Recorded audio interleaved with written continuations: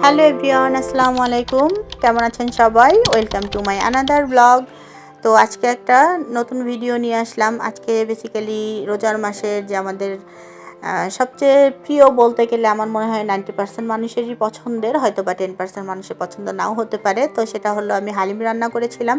সেটার জন্য আমি অল্প পরিমাণে মাংস আলাদা করে কেটে কুটে আগে রেখেছিলাম, সেটাও আপনাদের সঙ্গে দেখিয়েছিলাম।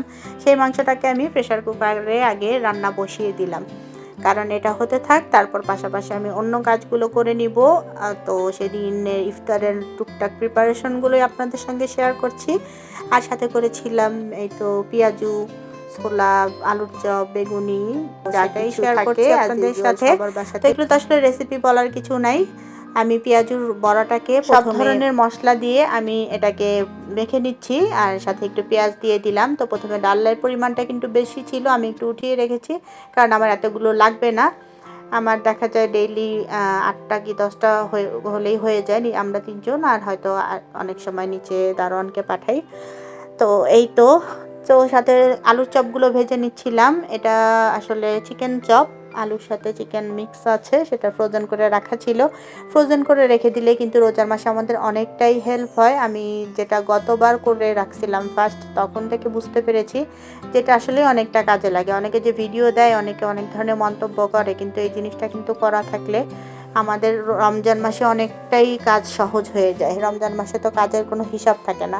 তো এই তো, আর এই যে আমি হালিমের জন্য সব রকমের ডাল আমি এখানে নিয়েছিলাম, মুগ ডাল, খেসারির ডাল, মাসকলাইয়ের ডাল, মুসুর ডাল আর পোলার চাল, সব কিছু নিয়ে আমি একটু ব্লেন্ডারে গুঁড়ো করে নিলাম। হালিমটা একটু গুঁড়ো করে নিলে সেটা রান্না করলে হালিমের মতো লাগে। তো ওটাকে আমি গুঁড়ো করে গরম পানি দিয়ে ভিজিয়ে রাখলাম। আর এখানে আমি পেঁয়াজ বেরেস্তা করে নিচ্ছি। তো পেঁয়াজ বেরেস্তা আমার আরও অনেকটা করা ছিল দেখে এখানে অল্প পরিমাণে করলাম। তারপর রান্না করা মাংসটা সেই ভাজা বেরেস্তার মধ্যে ছেড়ে দিলাম, তারপর ভিজিয়ে রাখা ডালটাকে দিয়ে দিলাম। আসলে যে কোনো কাজ আপনি যদি ভালোবাসার সাথে করেন, তাহলে দেখবেন কাজটা আপনার কাছে অনেক সহজ হয়ে যাবে।